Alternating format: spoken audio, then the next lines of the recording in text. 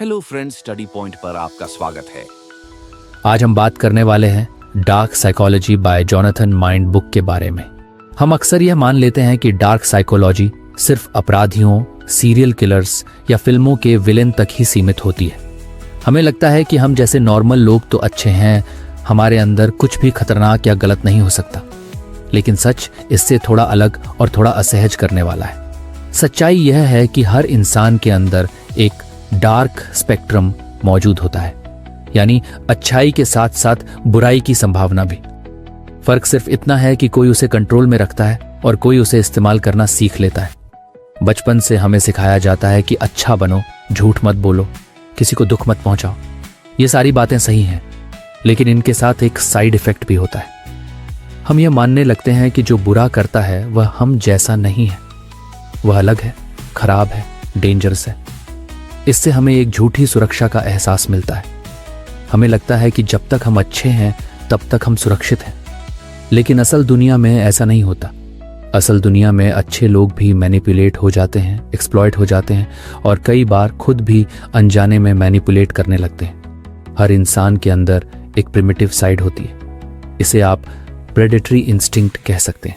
ये वही इंस्टिंक्ट है जो हमें सर्वाइव करना सिखाती है। जब कोई खतरा आता है तो हम फाइट, फ्लाइट या फ्रीज करते हैं।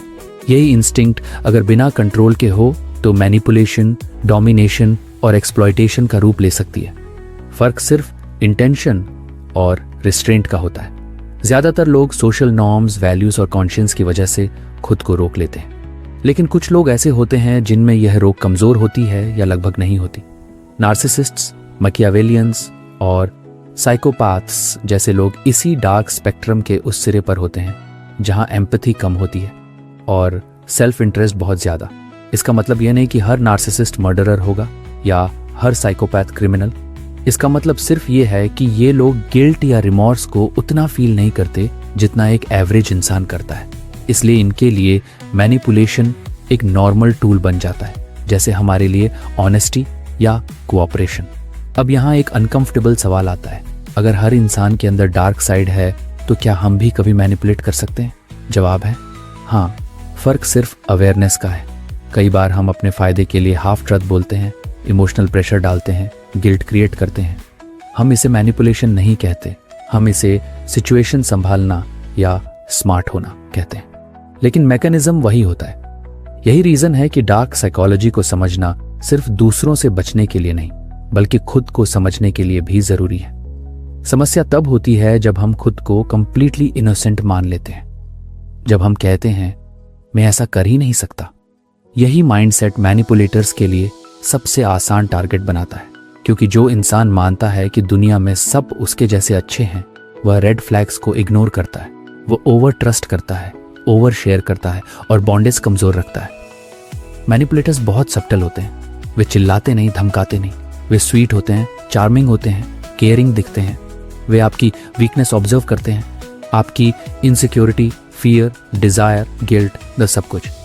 फिर वे धीरे धीरे कंट्रोल लेते हैं। पहले छोटे फेवर्स, फिर इमोशनल हुक्स, फिर डिपेंडेंसी। और जब आपको रियलाइज होता है कि कुछ गलत है, तब तक आप इमोशनली उलझ चुके होते हैं। यह समझना जरूरी है कि मैनिपुलेशन हमेशा इविल इंटेंशन से नहीं होती। कई लोग बचपन में ही सीख लेते हैं कि अटेंशन पाने के लिए रोना, गिल्ट डालना या ड्रामा करना इफेक्टिव है। ये कोपिंग मैकेनिज्म बन जाता है। बड़े होकर वही पैटर्न रिलेशनशिप्स, वर्कप्लेस और फ्रेंडशिप्स में यूज होने लगता है। व्यक्ति खुद को विलेन नहीं मानता, वह बस सरवाइव कर रहा होता है।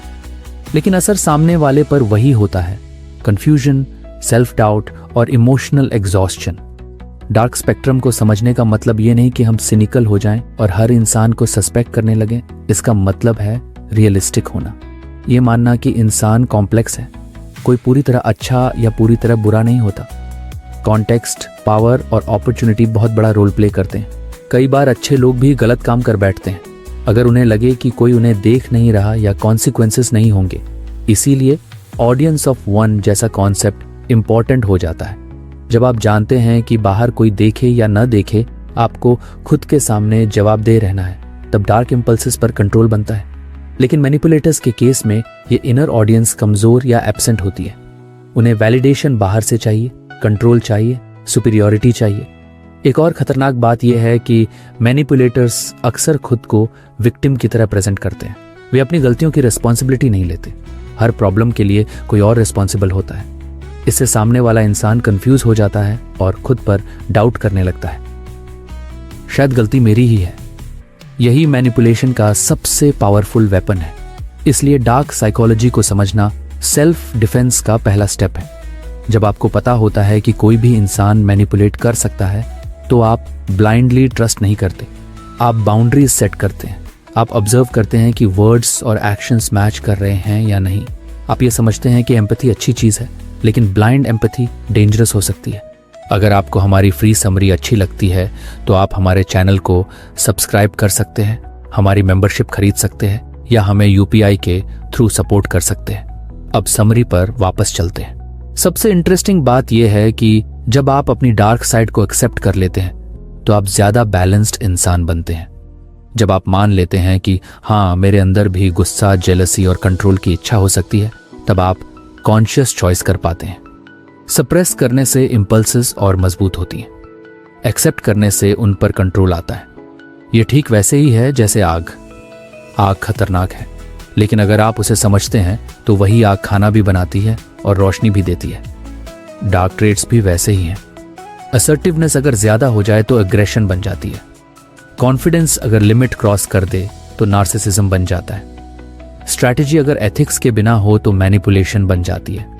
आज के समय में सोशल मीडिया ने डार्क साइकोलॉजी को और एम्पलीफाई कर दिया है। लाइक्स, वैलिडेशन, कंपैरिजन, ये सब नार्सिसिस्टिक टेंडेंसीज को फीड करता है।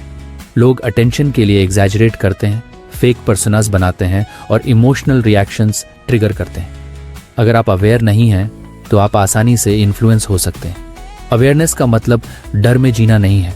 अवेयरनेस का मतलब क्लैरिटी है। जब आप क्लैरिटी से देखते हैं तो आप समझ पाते हैं कि कौन जेन्युइनली केयर करता है और कौन सिर्फ यूज कर रहा है। आप ये भी समझते हैं कि कभी कभी आप खुद भी अननोइंगली मैनिपुलेट कर सकते हैं और यही रियलाइजेशन आपको ज्यादा रिस्पॉन्सिबल बनाती है। आखिर में यह समझना बहुत जरूरी है कि डार्क स्पेक्ट्रम का एग्जिस्टेंस ह्यूमन नेचर का हिस्सा है। इसे डिनाई करने से यह खत्म नहीं होता, बल्कि और पावरफुल हो जाता है। इसे समझने से आप न सिर्फ दूसरों से सेफ रहते हैं, बल्कि खुद के अंदर भी बैलेंस बना पाते हैं। आप स्ट्रांग बनते हैं, पैरानॉइड नहीं। आप काइंड बनते हैं, नाइव नहीं। जब आप ये मान लेते हैं कि हर इंसान के अंदर लाइट और डार्क दोनों हैं, तब आप लाइफ को ज्यादा मैच्योर तरीके से देख पाते हैं। आप एक्सपेक्टेशंस कम रखते हैं, ऑब्जर्वेशन ज्यादा। आप ब्लाइंड ट्रस्ट की जगह कॉन्शियस ट्रस्ट चुनते हैं। और यही आज की दुनिया में सबसे बड़ी साइकोलॉजिकल स्ट्रेंथ है। हम अक्सर बुरे लोगों को एक ही नज़र से देखते हैं। हमें लगता है कि जो मैनिपुलेट करता है, जो दूसरों को यूज करता है, जो इमोशनली या मेंटली नुकसान पहुंचाता है, वो बस गलत इंसान है। लेकिन साइकोलॉजी हमें बताती है कि बुराई भी अलग अलग टाइप की होती है। हर मैनिपुलेटर एक जैसा नहीं होता। किसी को ईगो फीड करना होता है, किसी को पावर चाहिए, किसी को थ्रिल चाहिए और किसी को बस दर्द देने में मजा आता है। यही कॉन्सेप्ट है डार्क ट्रायड और उसका एक और डेंजरस एक्सटेंशन, जिसे कई लोग फोर्थ एलिमेंट कहते हैं। डार्क ट्रायड कोई मूवी का नाम नहीं है, बल्कि पर्सनालिटी ट्रेट्स का एक ग्रुप है। ये ट्रेट्स जब किसी इंसान में ज्यादा स्ट्रांग हो जाते हैं तो वो दूसरों को मैनिपुलेट करने लगता है। ये मैनिपुलेशन हमेशा ऑब्वियस नहीं होती। कई बार वो स्माइल के पीछे छुपी होती है, केयरिंग वर्ड्स के अंदर लिपटी होती है और कंसर्न के मास्क में आती है। इसलिए इन्हें समझना बहुत जरूरी है ताकि हम कंफ्यूज ना हो और इमोशनली ब्लाइंड ना बने। सबसे पहले बात करते हैं नार्सिसिज्म की। नार्सिसिस्टिक इंसान बाहर से कॉन्फिडेंट, चार्मिंग और इम्प्रेसिव लग सकता है। वो खुद को स्पेशल मानता है। उसे लगता है कि वो सबसे अलग है, सबसे बेहतर है और उसे स्पेशल ट्रीटमेंट मिलना ही चाहिए। उसकी सबसे बड़ी भूख होती है एडमिरेशन। उसे तारीफ चाहिए, अटेंशन चाहिए, वैलिडेशन चाहिए। अगर उसे ये सब मिल रहा है तो वो बहुत स्वीट बन सकता है। लेकिन जैसे ही उसे इग्नोर किया गया या उसकी ईगो को चोट लगी, उसका असली चेहरा सामने आने लगता है। नार्सिसिस्ट मैनिपुलेट इसलिए करता है ताकि उसका ईगो फीड होता रहे। वो आपको फील कराएगा कि आप लकी हैं कि वो आपकी लाइफ में है। धीरे धीरे वो आपको इमोशनली डिपेंड कर देगा। फिर आपकी छोटी छोटी गलतियों को हाईलाइट करेगा और अपनी गलतियों को जस्टिफाई करेगा। अगर आप उसे कन्फ्रंट करते हैं तो वो ब्लेम शिफ्ट करेगा। तुम ही ज्यादा सेंसिटिव हो, तुम मुझे समझते नहीं। ये क्लासिक लाइंस होती हैं। उसके लिए रिलेशनशिप एक मिरर है जिसमें उसे खुद की ग्रेटनेस दिखनी चाहिए। अब आते हैं मैकियावेलियनिज्म पर। यह थोड़ा कोल्ड और कैलकुलेटेड होता है। मैकियावेलियन इंसान इमोशन से ज्यादा स्ट्रैटेजी पर भरोसा करता है। उसके लिए लोग पीसेस होते हैं जिन्हें सही टाइम पर सही जगह मूव करना है। वो बहुत पेशेंट होता है, तुरंत रिएक्शन नहीं देता। वो लॉन्ग टर्म गेम खेलता है। उसका गोल होता है पावर, कंट्रोल या टैंजिबल गेन, जैसे पैसा, पोजीशन या इन्फ्लुएंस। मैकियावेलियन मैनिपुलेटर अक्सर बहुत लॉजिकल और प्रैक्टिकल लगता है। वो ड्रामा नहीं करता। वो इमोशंस दिखाने में भी स्ट्रेटेजिक होता है। अगर उसे सिंपैथी दिखानी है तो वो दिखाएगा, अगर उसे रूथलेस बनना है तो वो बनेगा। उसके लिए मोरालिटी फ्लेक्सिबल होती है, जो उसके काम आए वही सही। ऐसे लोग अक्सर कॉर्पोरेट वर्ल्ड, पॉलिटिक्स या हाई कंपटीशन एनवायरनमेंट्स में थ्राइव करते हैं, क्योंकि वहां रिजल्ट्स को ज्यादा इंपॉर्टेंस दी जाती है, इंटेंशन को नहीं। तीसरा एलिमेंट है साइकोपैथी। यह सबसे ज्यादा मिसअंडरस्टूड ट्रेट है। साइकोपैथ हमेशा क्रिमिनल ही होगा, यह जरूरी नहीं। साइकोपैथी का कोर है एम्पैथी और रिमॉर्स की कमी। साइकोपैथ को फर्क नहीं पड़ता कि उसके एक्शन से सामने वाले को क्या फील हो रहा है। वो गिल्ट फील नहीं करता। अगर उसे नुकसान हुआ तो वो रिग्रेट नहीं करेगा, बस अगली बार और स्मार्ट होने की सोचेगा। साइकोपैथ मैनिपुलेशन थ्रिल या इंपल्स के लिए करता है। उसे एक्साइटमेंट चाहिए। रूल्स तोड़ना, बाउंड्रीज क्रॉस करना, लोगों को कंफ्यूज करना, ये सब उसके लिए गेम जैसा होता है। वो बहुत चार्मिंग हो सकता है क्योंकि उसे इमोशंस की एक्टिंग आती है, लेकिन वो इमोशंस फील नहीं करता, बस मिमिक करता है। यही वजह है कि साइकोपैथिक मैनिपुलेटर्स सबसे ज्यादा डेंजरस होते हैं, क्योंकि आप उन्हें देखकर ये नहीं पहचान पाते कि उनके अंदर एम्पैथी मिसिंग है। अब आता है वो फोर्थ एलिमेंट जिसे सैडिज्म कहा जाता है। ये शायद सबसे डिस्टर्बिंग ट्रेट है। सैडिस्टिक इंसान मैनिपुलेट इसलिए नहीं करता कि उसे ईगो फीड करनी है या पावर चाहिए। वो मैनिपुलेट करता है क्योंकि उसे दूसरों को दर्द में देखकर मजा आता है। ये पेन फिजिकल भी हो सकता है और इमोशनल भी। कई बार इमोशनल पेन ज्यादा प्रिफर्ड होता है क्योंकि वो सोशली एक्सेप्टेबल लगता है। सैडिस्टिक मैनिपुलेटर्स टीजिंग, ह्यूमिलिएशन, गैसलाइटिंग और इमोशनल टॉर्चर को एंजॉय करते हैं। वो आपकी वीकनेस जानकर वहीं चोट करेंगे। और सबसे स्केरी बात यह है कि वो इसे जोक या फन के नाम पर जस्टिफाई कर देते हैं। मैं तो मजाक कर रहा था, तुम इतना सीरियस क्यों हो जाते हो? ये लाइंस सैडिस्टिक बिहेवियर को नॉर्मलाइज करने के टूल्स हैं। डार्क ट्रायड और सैडिज्म को समझने का सबसे इंपॉर्टेंट पार्ट ये है कि ये ट्रेट्स प्योर फॉर्म में रेयरली मिलते हैं। अक्सर एक इंसान में इनका मिक्स होता है। कोई नार्सिसिस्टिक प्लस मैकियावेलियन हो सकता है, कोई साइकोपैथिक प्लस सैडिस्टिक। इसलिए बिहेवियर को ऑब्जर्व करना ज्यादा जरूरी है लेबल्स लगाने से ज्यादा। एक और इम्पॉर्टेंट बात यह है कि ये लोग हमेशा पावरफुल पोजीशन में ही नहीं होते। कई बार ये विक्टिम रोल प्ले करते हैं, वीक दिखते हैं, हेल्पलेस बनते हैं, लेकिन अंदर से कंट्रोल उन्हीं के हाथ में होता है। मैनिपुलेशन हमेशा डोमिनेंस से नहीं होती, कभी कभी वल्नरेबिलिटी से भी होती है। हम अक्सर ये गलती करते हैं कि हम इंटेंशंस पर भरोसा कर लेते हैं, बिहेवियर को इग्नोर कर देते हैं। कोई अगर स्वीट बोल रहा है तो हम मान लेते हैं कि वो अच्छा है, लेकिन डार्क पर्सनालिटीज वर्ड्स से ज्यादा एक्शंस में रिवील होती हैं। कंसिस्टेंसी की कमी, बाउंड्रीज का रिस्पेक्ट ना करना, ब्लेम शिफ्टिंग और लैक ऑफ अकाउंटेबिलिटी, ये सब रेड फ्लैग्स हैं। ये समझना भी जरूरी है कि हर नार्सिसिस्टिक ट्रेट या मैनिपुलेशन बिहेवियर का मतलब यह नहीं कि इंसान ईविल है। हम सब में कभी कभी नार्सिसिज्म, सेल्फिशनेस या मैनिपुलेशन आ जाती है। फर्क इंटेंसिटी और पैटर्न का होता है। जब यह बिहेवियर हैबिट बन जाए तब प्रॉब्लम होती है। डार्क ट्रायड और फोर्थ एलिमेंट को समझने का मकसद डर पैदा करना नहीं है, मकसद अवेयरनेस पैदा करना है। जब आप अवेयर होते हैं तो आप इमोशनली हाईजैक नहीं होते, आप ओवर एक्सप्लेन नहीं करते, ओवर जस्टिफाई नहीं करते, आप बाउंड्रीज सेट करते हैं और गिल्ट में नहीं जाते। सबसे पावरफुल डिफेंस है सेल्फ क्लैरिटी। जब आपको पता होता है कि आपको क्या एक्सेप्टेबल है और क्या नहीं, तब मैनिपुलेशन काम नहीं करती। मैनिपुलेटर्स कंफ्यूजन में थ्राइव करते हैं, क्लैरिटी उनके लिए पॉइजन है। आखिर में ये समझना जरूरी है कि दुनिया सिर्फ अच्छे और बुरे लोगों में डिवाइड नहीं है। दुनिया कॉम्प्लेक्स है, लोग कॉम्प्लेक्स हैं। डार्क ट्रायड और सैडिज्म ह्यूमन नेचर के एक्सट्रीम एक्सप्रेशंस हैं। इन्हें समझकर हम न सिर्फ खुद को सेफ रखते हैं, बल्कि ज्यादा मैच्योर, ग्राउंडेड और इमोशनली स्ट्रांग भी बनते हैं। जब आप डार्क साइकोलॉजी को समझते हैं तो आप नाइव नहीं रहते, लेकिन बिटर भी नहीं बनते। आप स्मार्ट काइंडनेस चुनते हैं, और आज की दुनिया में यही सबसे बड़ी स्ट्रेंथ है। हम अक्सर सोचते हैं कि हमारा दिमाग हमारे कंट्रोल में है। हमें लगता है कि हम जो महसूस करते हैं, जो सोचते हैं, वो हमारी ओन चॉइस है, लेकिन रियलिटी थोड़ी अनकंफर्टेबल है। हमारा सबकॉन्शियस बहुत ईजिली इन्फ्लुएंस हो सकता है, खासकर लैंग्वेज के जरिए। इसी जगह पर डार्क NLP का कॉन्सेप्ट सामने आता है। NLP यानी न्यूरो लिंग्विस्टिक प्रोग्रामिंग, जो ओरिजिनली सेल्फ इम्प्रूवमेंट और कम्युनिकेशन के लिए बनाई गई थी। लेकिन जब यही टेक्निक्स मैनिपुलेशन के लिए यूज की जाती है, तब ये डार्क NLP बन जाती है। डार्क NLP का कोर आइडिया बहुत सिंपल है, लेकिन उसका इम्पैक्ट बहुत डीप होता है। इसमें मैनिपुलेटर वर्ड्स, टोन, टाइमिंग और कॉन्टेक्स्ट का इस्तेमाल करके आपके रियलिटी को धीरे धीरे बदल देता है। वो सीधे झूठ नहीं बोलता, बल्कि सच को ऐसे ट्विस्ट करता है कि आपको खुद पर डाउट होने लगे। आपको लगने लगता है कि शायद आप ही गलत समझ रहे हैं, शायद आपकी रिएक्शन ही ओवर हो रही है। यही सबसे खतरनाक हिस्सा है, क्योंकि यहाँ आपका दिमाग खुद आपके खिलाफ काम करने लगता है। सबसे पहले बात करते हैं रीफ्रेमिंग की।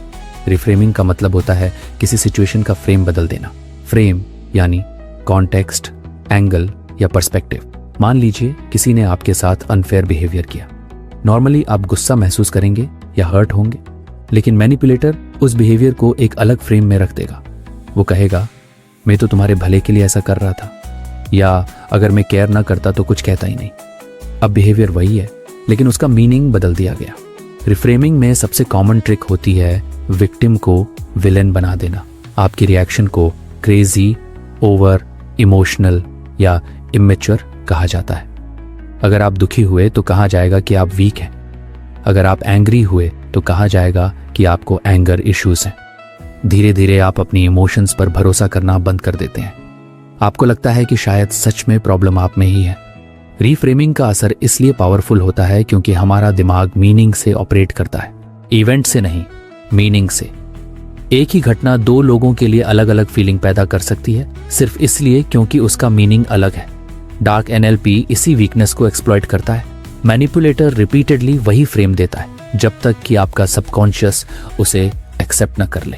धीरे धीरे आप खुद उस फ्रेम में सोचने लगते हैं। आपको बिना बोले गिल्ट फील होने लगता है। आप अपोलोजाइज करने लगते हैं, इवन जब आपकी गलती नहीं होती। यही वो स्टेज होती है जहां मैनिपुलेशन सक्सेसफुल हो जाती है, क्योंकि अब कंट्रोल बाहर से नहीं, अंदर से आ रहा होता है। अब आते हैं एंकरिंग पर, जो डार्क NLP का और भी डेंजरस पार्ट है। एंकरिंग का मतलब होता है किसी इमोशन को किसी स्पेसिफिक स्टिम्युलस से जोड़ देना। स्टिम्युलस कुछ भी हो सकता है, एक वर्ड, एक टोन, एक लुक या इवन एक टच। मैनिपुलेटर जानबूझकर आपको एक नेगेटिव इमोशनल स्टेट में डालता है और उसी समय कोई एंकर सेट करता है। मान लीजिए हर बार जब आप कॉन्फिडेंट महसूस कर रहे होते हैं, तब सामने वाला एक स्पेसिफिक टोन में आपकी क्रिटिसिज्म करता है या एक वर्ड यूज करता है, जैसे तुम हमेशा ऐसा ही करते हो। उस मोमेंट में आपका दिमाग उस वर्ड को शेम या एंग्जाइटी से जोड़ लेता है। कुछ टाइम बाद सिर्फ वही वर्ड सुनकर आपको अनकंफर्टेबल फीलिंग आने लगती है, इवन अगर कॉन्टेक्स्ट हार्मलेस हो। एंकरिंग सबकॉन्शियस लेवल पर काम करता है।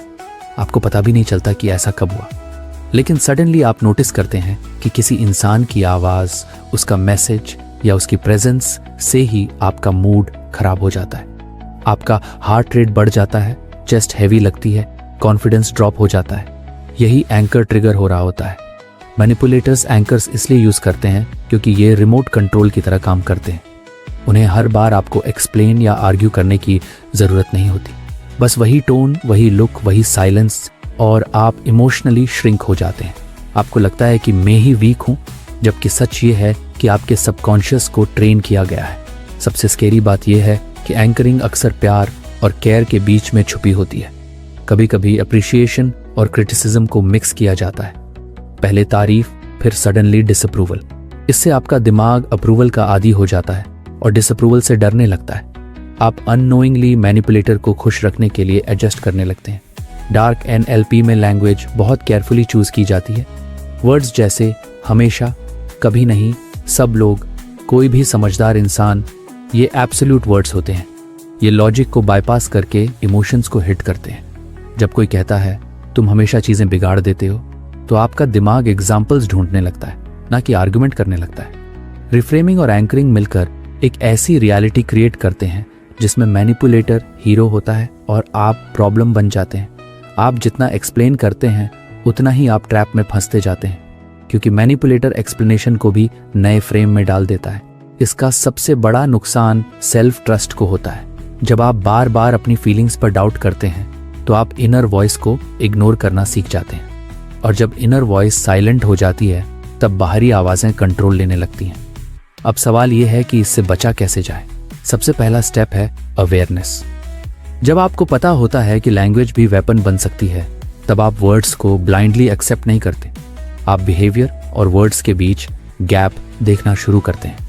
आप ऑब्जर्व करते हैं कि कोई आपको कैसा फील करा रहा है और क्यों। दूसरा स्टेप है पॉज लेना। डार्क एनएलपी स्पीड में काम करता है। Quick reactions, instant guilt, immediate apology, यही मैनिपुलेटर चाहता है। जब आप पॉज लेते हैं, डीप ब्रेथ लेते हैं और रिएक्शन डिले करते हैं तो एंकर वीकन होने लगता है।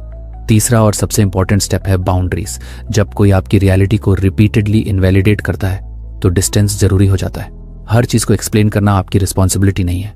Sometimes silence is the best defence. ये समझना भी जरूरी है कि डार्क एनएलपी कोई मैजिक नहीं है। ये सिर्फ साइकोलॉजी की समझ है जो गलत इंटेंशन से यूज की जाती है। और नॉलेज का फायदा यह है कि जैसे ही आप पैटर्न पहचान लेते हैं उसका असर कम हो जाता है। आखिर में डार्क एनएलपी हमें यह सिखाता है कि वर्ड्स सिर्फ कम्युनिकेशन नहीं होते, इन्फ्लुएंस भी होते हैं। इसलिए कॉन्शियस रहना जरूरी है। जब आप कॉन्शियस होते हैं तो कोई आपकी रियलिटी को हाईजैक नहीं कर सकता। आप ग्राउंडेड रहते हैं, अलर्ट रहते हैं और इमोशनली फ्री रहते हैं। और यही फ्रीडम असली पावर है। हम सबको प्यार अच्छा लगता है, अटेंशन अच्छा लगता है। कोई अगर हमें स्पेशल फील कराए, तारीफ करे, समय दे तो दिल नेचुरली सॉफ्ट हो जाता है। यहीं से लव बॉम्बिंग की कहानी शुरू होती है। लव बॉम्बिंग सुनने में रोमांटिक लगता है, लेकिन असल में ये मैनिपुलेशन का सबसे डेंजरस और सबसे स्वीट दिखने वाला ट्रैप है। इसमें सामने वाला आपको चोट पहुंचाने से पहले आपको इतना ऊपर उठा देता है कि गिरने पर दर्द कई गुना ज्यादा होता है। लव बॉम्बिंग का मतलब है बहुत कम समय में बहुत ज्यादा प्यार दिखाना। अचानक बहुत ज्यादा messages, calls, compliments, promises, care, concern और फ्यूचर की बातें। आपको ऐसा फील कराया जाता है जैसे आप उसकी लाइफ का सबसे इंपॉर्टेंट इंसान हैं। मैंने तुम्हारे जैसा कोई नहीं देखा, तुम मेरी सोलमेट हो, मैं तुम्हारे बिना सोच भी नहीं सकता। ये सब लाइंस बहुत जल्दी आने लगती हैं। रिलेशनशिप शुरू हुए कुछ ही दिन या हफ्ते हुए होते हैं, लेकिन इंटेंसिटी सालों जैसी होती है। यहीं पर पहला रेड फ्लैग छुपा होता है, लेकिन हम उसे पहचान नहीं पाते, क्योंकि हमें सिखाया गया है कि इंटेंस लव अच्छा होता है। मूवीज, सॉन्ग्स और सोशल मीडिया हमें यही दिखाते हैं कि अगर प्यार सच्चा है तो फास्ट और डीप होगा। इसलिए जब कोई हमें बहुत जल्दी बहुत ज्यादा प्यार देता है तो हमें लगता है कि हम लकी हैं। हमें लगता है कि ये डेस्टिनी है, फेट है, लेकिन कई बार ये फेट नहीं, कैलकुलेशन होती है। लव बॉम्बिंग का मेन गोल होता है आपकी डिफेंसेस को डाउन करना। नॉर्मली हम किसी नए इंसान पर धीरे धीरे भरोसा करते हैं। हम ऑब्जर्व करते हैं, समझते हैं, बाउंड्रीज रखते हैं, लेकिन लव बॉम्बिंग में ये सब बाईपास कर दिया जाता है। इतनी तेजी से इमोशनल क्लोजनेस बनाई जाती है कि आपको सोचने का टाइम ही नहीं मिलता। आपका दिमाग नहीं, आपका डोपामिन सिस्टम एक्टिवेट हो जाता है। जब कोई बार बार आपको अटेंशन देता है, आपकी तारीफ करता है, आपको प्रायोरिटी बनाता है, तो आपके ब्रेन में डोपामिन रिलीज होता है। डोपामिन वही केमिकल है जो एडिक्शन क्रिएट करता है, जैसे सोशल मीडिया, शुगर या गेमिंग। आपको अच्छा लगता है और आप उस फीलिंग को दोबारा चाहते हैं। धीरे धीरे आप उस इंसान से नहीं, उस फीलिंग से अटैच हो जाते हैं, और यही ट्रैप है। लव बॉम्बिंग के दौरान सब कुछ परफेक्ट लगता है। आर्ग्यूमेंट्स नहीं होते, डिफरेंसेस नहीं दिखते। अगर कुछ गलत भी हो तो सामने वाला उसे चार्म से कवर कर देता है। वो कहेगा, मैं ऐसा इसलिए हूं क्योंकि मुझे तुम्हारी बहुत केयर है। कंट्रोल को केयर का नाम दिया जाता है। जेलसी को लव कहा जाता है। ओवर पॉसेसिवनेस को प्रोटेक्शन बताया जाता है। धीरे धीरे आप नोटिस करते हैं कि आप उसी इंसान के आसपास अपनी लाइफ अरेंज करने लगे हैं। फ्रेंड्स से दूरी, फैमिली से कम बात, हॉबीज छोड़ना, यह सब साइलेंटली होने लगता है और आपको लगता है कि यह आपकी चॉइस है, लेकिन असल में इमोशनल डिपेंडेंसी क्रिएट की जा चुकी होती है। फिर एक दिन कुछ बदलता है। वही इंसान जो हर समय अवेलेबल था सडनली डिस्टेंट हो जाता है। मैसेजेस लेट आने लगते हैं, कॉम्प्लीमेंट्स कम हो जाते हैं, क्रिटिसिज्म शुरू हो जाता है, आपको कंफ्यूज्ड फील होता है, आप सोचते हैं मैंने क्या गलत किया। यही वो मोमेंट होता है जहां अब्यूज साइकिल शुरू होती है। अब आपका दिमाग उस इनिशियल फेज को याद करता है, वो इंटेंस प्यार, वो वार्मथ, वो अटेंशन। आप चाहते हैं कि वो फेज वापस आ जाए और मैनिपुलेटर इसी चाह का फायदा उठाता है। वो थोड़ी सी अटेंशन देता है, फिर वापस विदड्रॉ कर लेता है। ये इंटरमिटेंट रीइंफोर्समेंट कहलाता है और ये एडिक्शन को और स्ट्रांग बनाता है। लव बॉम्बिंग इसलिए इतना पावरफुल है क्योंकि ये अब्यूज से पहले आता है।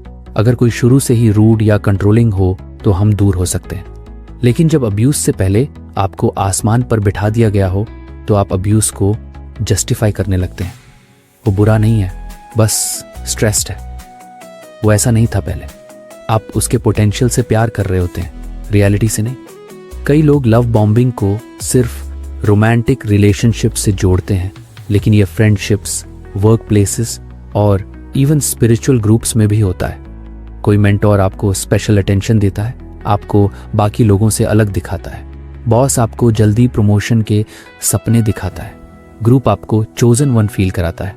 पैटर्न वही होता है, पहले एक्सट्रीम वैलिडेशन, फिर कंट्रोल। सबसे डेंजरस बात यह है कि लव बॉम्बिंग हमेशा फेक फीलिंग्स से नहीं होती। कई मैनिपुलेटर्स जेन्युइनली उस मोमेंट में इंटेंस फीलिंग्स फील करते हैं, लेकिन उनकी फीलिंग्स स्टेबल नहीं होती। उन्हें इंटेंसिटी चाहिए, डेप्थ नहीं। जैसे ही नॉवेल्टी खत्म होती है वो बोर्ड हो जाते हैं या कंट्रोल मोड में चले जाते हैं। एक हेल्थी रिलेशनशिप स्लो होती है, उसमें एक्साइटमेंट होती है, लेकिन साथ में सेफ्टी भी होती है। वहां आपको खुद को प्रूव नहीं करना पड़ता। वहां आपको डर नहीं लगता कि अगर आपने ना कहा तो सब खत्म हो जाएगा। लव बॉम्बिंग में ना कहना रिस्की फील होता है क्योंकि आपको डर लगता है कि प्यार चला जाएगा। अगर कोई relationship too perfect, too fast लग रही है तो रुक कर देखना जरूरी है। रियल लव कंसिस्टेंसी से बनता है, इंटेंसिटी से नहीं। रियल केयर टाइम लेती है। रियल कनेक्शन में अप्स एंड डाउन्स होते हैं, लेकिन रिस्पेक्ट बना रहता है। इस ट्रैप से बचने का सबसे अच्छा तरीका है पेस को स्लो करना। अगर कोई आपको जल्दी पुश कर रहा है कमिटमेंट के लिए, एक्सक्लूसिविटी के लिए, फ्यूचर प्लान्स के लिए, तो पॉज लेना जरूरी है। जेन्युइन लोग आपके पेस का रिस्पेक्ट करेंगे, मैनिपुलेटर्स इरिटेट हो जाएंगे। सेल्फ अवेयरनेस भी बहुत जरूरी है। अगर आपको लगता है कि आप वैलिडेशन के भूखे हैं, अकेलेपन से डरते हैं या जल्दी अटैच हो जाते हैं, तो लव बॉम्बिंग आपको इजीली ट्रैप कर सकता है। इसका मतलब ये नहीं कि आप वीक हैं, इसका मतलब ये है कि आप ह्यूमन हैं, लेकिन अवेयरनेस आपको पावर देती है। लव बॉम्बिंग का सच ये है कि ये प्यार नहीं होता, ये स्ट्रैटेजी होती है। प्यार आपको फ्री बनाता है, ट्रैप नहीं करता। प्यार आपको काल्म फील कराता है, एंग्शियस नहीं। प्यार में क्लैरिटी होती है, कंफ्यूजन नहीं। आखिर में ये समझना जरूरी है कि प्यार में एक्साइटमेंट गलत नहीं है, लेकिन जब एक्साइटमेंट रियलिटी को ब्लाइंड कर दे तब खतरा शुरू होता है। स्लो डाउन करना बोरिंग लग सकता है, लेकिन वही इमोशनल सेफ्टी देता है, और इमोशनल सेफ्टी के बिना कोई भी प्यार टिकाऊ नहीं होता। अगर कोई रिश्ता आपको खुद से दूर ले जा रहा है, आपकी बाउंड्रीज को कमजोर कर रहा है और आपको कॉन्स्टेंटली खुद को डाउट करने पर मजबूर कर रहा है, तो वो प्यार नहीं, लव बॉम्बिंग का ट्रैप हो सकता है। और उस ट्रैप से बाहर आना वीकनेस नहीं, स्ट्रेंथ की निशानी है, क्योंकि असली प्यार आपको पकड़ता नहीं, आपको उड़ने देता है। हम अक्सर गैसलाइटिंग को एक झूठ या एक तेज मैनिपुलेशन की तरह समझते हैं। हमें लगता है कि कोई सामने वाला अचानक कुछ ऐसा बोलेगा जिससे हमें शॉक लगेगा और हम तुरंत पहचान लेंगे कि कुछ गलत है। लेकिन असल में गैसलाइटिंग इतनी सिंपल नहीं होती। ये एक स्लो प्रोसेस होती है, इतना धीरे धीरे चलने वाली कि विक्टिम को पता ही नहीं चलता कि उसकी रियलिटी कब छिनने लगी। ये किसी तूफान की तरह नहीं, बल्कि दीमक की तरह होती है, जो अंदर ही अंदर सब खोखला कर देती है। गैसलाइटिंग एक बार का झूठ नहीं होता, बल्कि लगातार बोला गया आधा सच, डिनायल और डिस्टॉर्शन होता है। इसकी शुरुआत बहुत छोटी चीजों से होती है, ऐसी चीजें जिन पर आप ज्यादा ध्यान नहीं देते। मान लो आपने किसी से कुछ कहा और बाद में वो व्यक्ति कहता है, मैंने ऐसा कभी कहा ही नहीं। आप पहले सोचते हैं शायद मैं ही भूल गया हूं। क्योंकि बात छोटी थी तो आप उसे छोड़ देते हैं। यहीं से प्रोसेस शुरू होता है। शुरुआती फेज में गैसलाइटर सिर्फ छोटे इवेंट्स डिनाई करता है। वो आपकी मेमोरी को चैलेंज करता है, लेकिन बहुत सॉफ्टली। उसकी टोन कॉन्फिडेंट होती है, वो गुस्सा नहीं करता बल्कि कैजुअल रहता है। यही कॉन्फिडेंस आपको डाउट में डालता है। आप सोचते हैं अगर वो इतना श्योर है तो शायद गलती मेरी ही है। इस स्टेज पर विक्टिम खुद को रैशनल और मैच्योर समझकर एडजस्ट कर लेता है। धीरे धीरे डिनायल बढ़ने लगता है। अब सिर्फ बातें नहीं, इमोशंस भी डिनाई होने लगते हैं। अगर आप कहते हैं कि आपको बुरा लगा तो जवाब मिलता है, तुम तो बेवजह हर्ट हो जाते हो या तुम बहुत सेंसिटिव हो। यहाँ फोकस आपकी फीलिंग से हटकर आपकी पर्सनैलिटी पर चला जाता है। प्रॉब्लम सिचुएशन नहीं रहती, प्रॉब्लम आप बन जाते हो। गैसलाइटिंग का सबसे डेंजरस पार्ट यही है कि यह विक्टिम को धीरे धीरे सेल्फ डाउट सिखा देता है। आप अपनी मेमोरी पर भरोसा करना छोड़ने लगते हैं। आप अपनी परसेप्शन पर शक करने लगते हैं। आप बार बार खुद से पूछते हैं, क्या मैं एग्जैजरेट कर रहा हूं? क्या मैं चीजों को गलत समझ रहा हूं? और जब ये सवाल हैबिट बन जाते हैं तब मैनिपुलेटर को एक्सटर्नल कंट्रोल की जरूरत ही नहीं रहती। इस प्रोसेस में गैसलाइटर बहुत स्मार्ट तरीके से कंसिस्टेंसी दिखाता है। वो एक ही स्टोरी को बार बार रिपीट करता है। उसकी बातों में कॉन्ट्रडिक्शन नहीं होता क्योंकि उसने नैरेटिव पहले से तैयार किया होता है। वहीं विक्टिम कंफ्यूज्ड होता है क्योंकि उसकी रियलिटी लगातार चेंज हो रही होती है। कंफ्यूजन मैनिपुलेशन का सबसे फर्टाइल ग्राउंड है। एक पॉइंट के बाद गैसलाइटिंग एस्केलेट होने लगती है। अब सिर्फ छोटे इवेंट्स नहीं, बड़े इंसिडेंट्स भी डिनाई किए जाते हैं। क्लियर प्रॉमिसेस को नकार दिया जाता है, हर्टफुल वर्ड्स को जोक बताया जाता है, बाउंड्रीज को इमेजिनरी कहा जाता है। अगर आप एविडेंस दिखाओ तो कहा जाता है, तुम कॉन्टेक्स्ट समझ नहीं पाए या तुम हमेशा नेगेटिव एंगल से सोचते हो। इस स्टेज पर गैसलाइटर खुद को रीजनेबल और काम दिखाता है और विक्टिम को इमोशनल या अनस्टेबल। आउटसाइडर्स को भी वही इमेज दिखती है। अगर विक्टिम किसी से कंप्लेन करता है तो उसे कहा जाता है, तुम ओवरथिंक कर रहे हो, क्योंकि गैसलाइटर पहले ही बैकग्राउंड में नैरेटिव सेट कर चुका होता है। विक्टिम सोशली भी आइसोलेटेड फील करने लगता है। धीरे धीरे विक्टिम अपनी मेमोरी एक्सटर्नल सोर्स से वैलिडेट करने लगता है। वो पूछने लगता है, मैंने ऐसा कहा था क्या? वो ऐसा ही था ना? यही डिपेंडेंसी गैसलाइटर का गोल होता है। विक्टिम अब रियलिटी के लिए मैनिपुलेटर पर डिपेंड करने लगता है। क्या रियल है और क्या इमेजिनेशन है, इसका फैसला अब सामने वाला करने लगता है। गैसलाइटिंग में सबसे पेनफुल बात यह होती है कि विक्टिम खुद को दोष देने लगता है। उसे लगता है कि शायद उसके अंदर ही कुछ गलत है, शायद वो ब्रोकन है, शायद उसे थेरेपी की जरूरत है। गैसलाइटर कभी डायरेक्टली नहीं कहता कि तुम पागल हो, लेकिन उसका बिहेवियर आपको यही फील कराता है। ये प्रोसेस इतना ग्रेजुअल होता है कि विक्टिम को याद भी नहीं रहता कि वो पहले कितना कॉन्फिडेंट था। पहले वो अपनी बात पर स्टैंड ले सकता था, अब वो हर सेंटेंस के साथ अपॉलॉजी जोड़ता है। Maybe I am wrong, but मुझे नहीं पता, शायद मैं ही कंफ्यूज हूं। लैंग्वेज भी बदल जाती है, सेल्फ ट्रस्ट डिसॉल्व हो जाता है। गैसलाइटिंग सिर्फ रोमांटिक रिलेशनशिप्स में नहीं होती, ये फ्रेंडशिप्स, फैमिलीज, वर्क प्लेसेस और इवन पेरेंटिंग में भी होती है। पेरेंट बच्चे की फीलिंग्स डिनाई कर देता है, बॉस एम्प्लॉई की मेहनत को इमेजिनरी बता देता है, फ्रेंड आपकी बाउंड्रीज को ड्रामा कह देता है। पैटर्न हर जगह सेम होता है, रियलिटी एरोजन। सबसे ट्रिकी बात यह है कि गैसलाइटर हमेशा विलेन की तरह बिहेव नहीं करता।